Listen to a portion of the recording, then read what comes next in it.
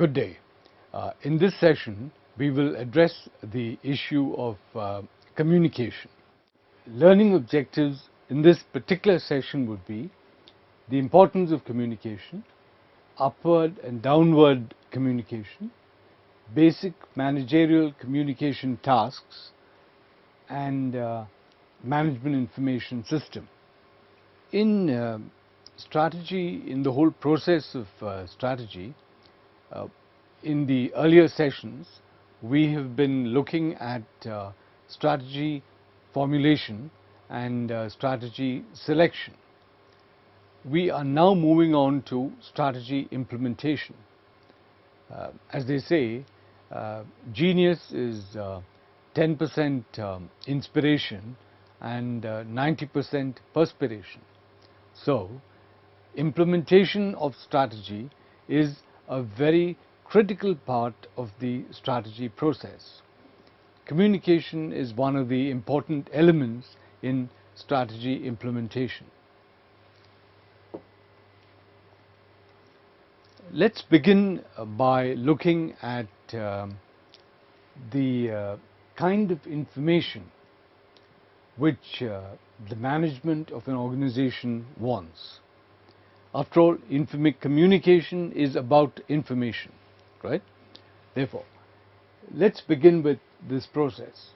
Now, the management functions, the purpose of each management function, and the type of information required by each management function, that will be the focus of our approach. Let's begin with planning. Planning is the basis of all management functions. The purpose of planning is to establish objectives and strategies. The kind of information required for this are: 1. The expectations of stakeholders. You will recall the company has a number of stakeholders, often with very different interests. Therefore, expectations of stakeholders is a very critical input. The second is data regarding the external environment, and the third is data regarding the internal environment of the company. So, these are the kinds of data required, the kinds of information required for management to perform the planning function. Let's look at the second function which management takes care of. This is the control function. The purpose of this function is to establish the degree of achievement of activities. After all, in the planning function, various activities are laid out, and in the control function, the achievement of these activities is measured. So, the kind of information required for this is feedback information, right? Okay, let's move to the third. That's decision making. Decision making is a critical part, a critical function of management. Now, for decision making, the purpose of decision making is, after all, to identify problems and to select solutions to those problems, right? Therefore, the kind of information required for this is expertise, right? This is different from the kinds of information we have seen earlier. Expertise is a very different kind of information, okay? Then let's go on to the fourth function of management, which is coordinating.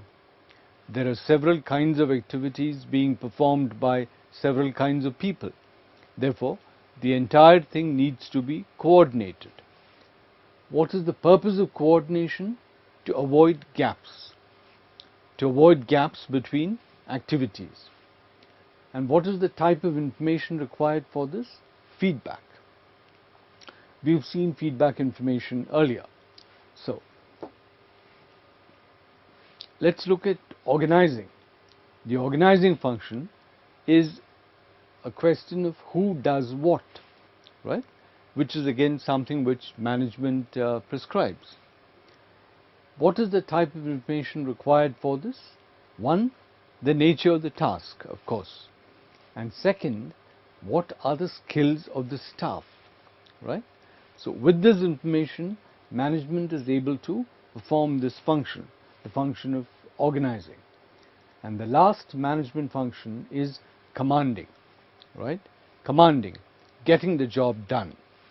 Here, the purpose of this job is motivation, ensuring that the job gets done, ensuring that people are sufficiently motivated to perform the job.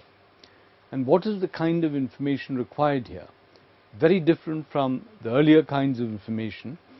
This is information regarding the needs and expectations of employees. After all, no person will do a task unless he is convinced it meets his need, unless he is convinced that it is helping him achieve his expectations in one way or the other, right?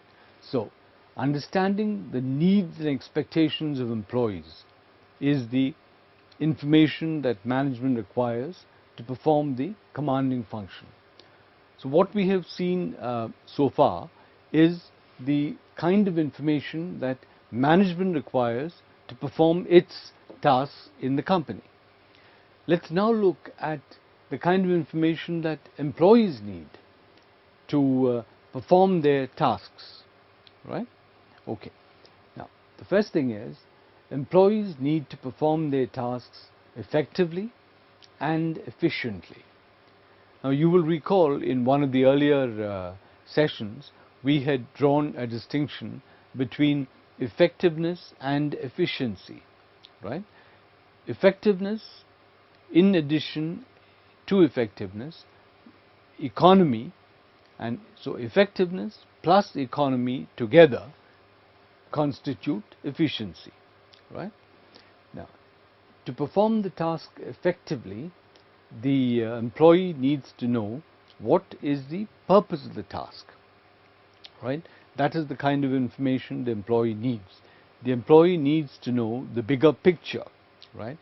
It's not enough if the employee is told that let's assemble this all these components to create an engine, right? The employee needs to be told what is the importance of the engine in that particular kind of vehicle, right? The engine is always important in every kind of vehicle, but in certain kinds of vehicles, the criticality of the engine is more important because of the nature of the function. This needs to be explained to the employee. Now, let's look at the second kind of information that employees require. This is the information for learning and development. No employee will continue in an organization if he finds that he is not improving his own professional profile, which means he needs to learn, he needs to develop himself, he needs to develop himself professionally and personally. Now, for this, he requires certain kinds of information. He needs to be told what is the response of various kinds of products the company has made. He needs to be told what are the changes taking place in customer expectations. He needs to be told about competitive moves, right? So all these kinds of information will enhance the role of the employee. This is learning and development.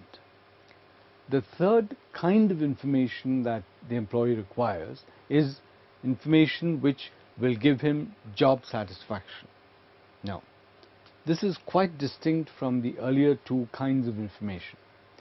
How will he get job satisfaction? Job satisfaction is, after all, a question of the employee being convinced that he has achieved a purpose, right? Now, if the employee is told that the company has achieved the #1 rank in a particular market segment, this is the kind of information which will give the employee great job satisfaction, because he realizes that what he has done has contributed to the organization's purpose. So, employees require three kinds of information: information to perform tasks, information for learning and development, and information for job satisfaction.